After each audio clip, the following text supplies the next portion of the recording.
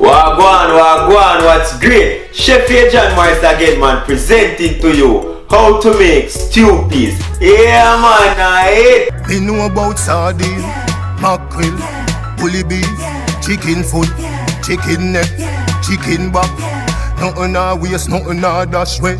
Hands down, this stew peas has been one of the most requested here, right? You name it, we make it. So as I always say in all my videos, comment and let me know what you'd like to see us prepare here next. I'm following up on this request to make Jamaican stew peas specifically with pig's tail, right? So comment below and let me know if you'd like to see the stew peas done with the salted beef as well as the meatless stew peas. I don't even need a comment for that because I know I have a lot of vegetarians slash vegans on here. Honestly, I am working tirelessly to bring forth a lot of vegan and vegetarian recipes. Without further delay, let me take you right into preparing this Jamaican favorite Morris time special stew peas and pigtail. So forward, let me show you what I'm going. Here I have a cup and a half of peas. What I did was I already washed it last night and I added some pimento seeds, fresh thyme and some chopped fresh garlic, right? So you just wash the peas about 2 times, ensure that all the dirt particles are removed from this. Just cover it with enough water and then leave that overnight to soak. And why you soak this overnight is to soften the pods a bit more. So for this recipe, we use the red kidney beans, right? This is what it looks like before it's washed, and this is what it should look like after it's washed and soaked. So I'm gonna add this to 4 more cups of water and allow it to cook for about an hour and get softened, right? So forward, show you what I'm going.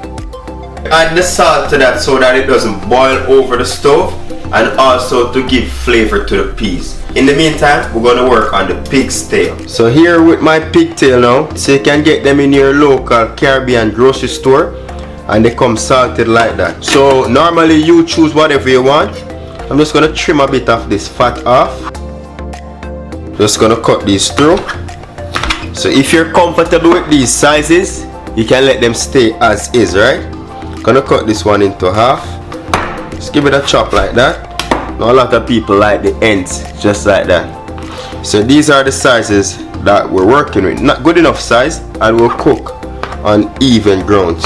I have here 2 pounds that I'm going to be using for this recipe. What you want to do now is to just rinse this real quick because remember it's brined, right? So it's going to be a bit salty. Just going to give that a wash.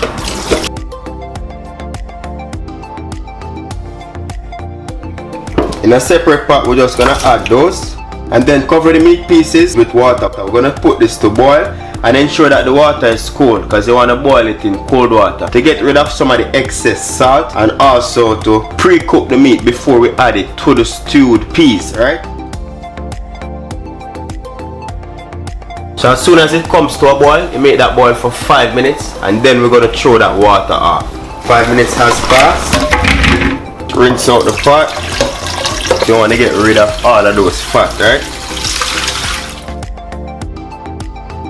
So we do the same process, refill the water up to the top, covering the meat, and then we're going to boil this again. In the meantime, we're going to work on our dough and prepping up our vegetables.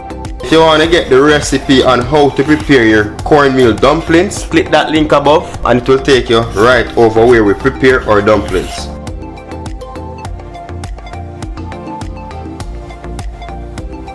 And we're just gonna set this aside until we're ready for it. So now it has come to a boil. Just gonna throw that water off and realize how clear that is now because we got rid of all of those fat from it, right? And most of the salt. So you don't want to boil this for too long because you don't want to get rid of all the salt because that's what makes stew peas stew peas. It has to have that kick of salt in it, not too overpowering but just enough so you can taste it, right? Just gonna put this aside and wait until our peas is cooked 80% of the way and then we're gonna add this directly into our peas. So I'm chopping here roughly 2 stalks of scallion. Right? We're gonna dice 2 garlic cloves to just add it in it. So here I have some Thai chili green peppers. Unfortunately, I didn't find any Scotch bonnet at the store. so I had to just use these chili peppers that I have. The recipe calls for Scotch bonnet pepper, so if you have that, that's the perfect thing to go by, right? There's no way I'm not gonna deliver this video today because I've had too many requests for this one. So work with me on the chili pepper. Don't beat my bad. We don't want a Scotch bonnet. We provide little heat. See? That's what I use too.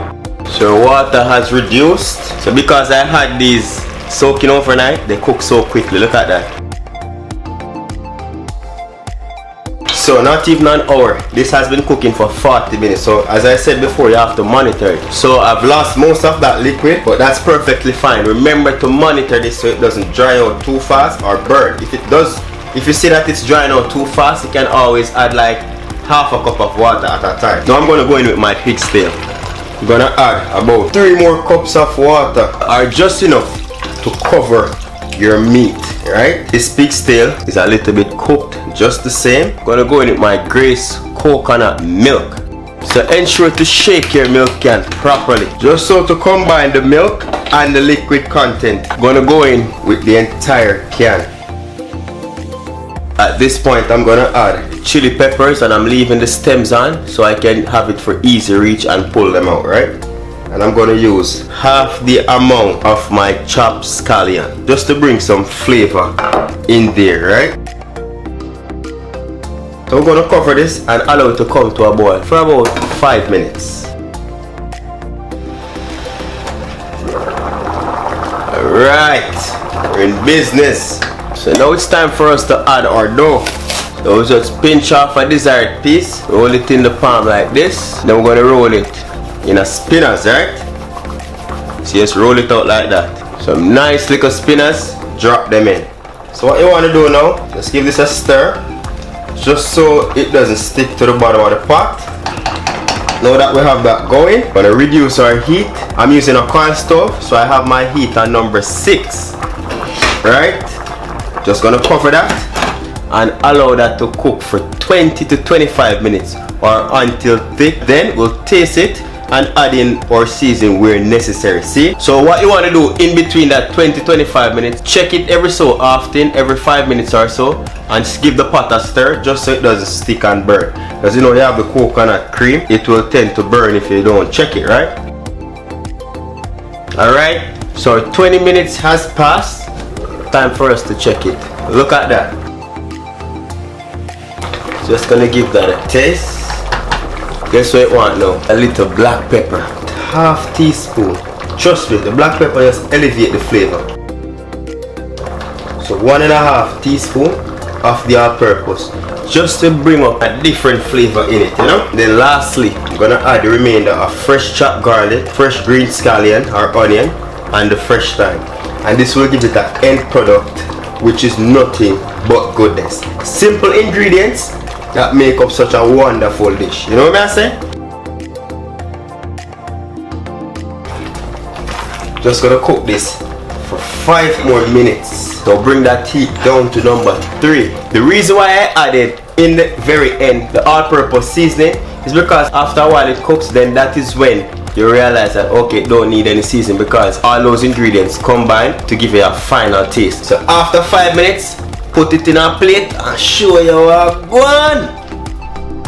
Look how creamy and thick that is. There you have it, stew peas made easy here on Morris Time Cooking It. Once again, thank you very much for watching, and do remember to hit that subscribe button for more amazing videos like these. Until next time, safe travel upon the gravel and go and big up on yourself. Let me see another dinner for later.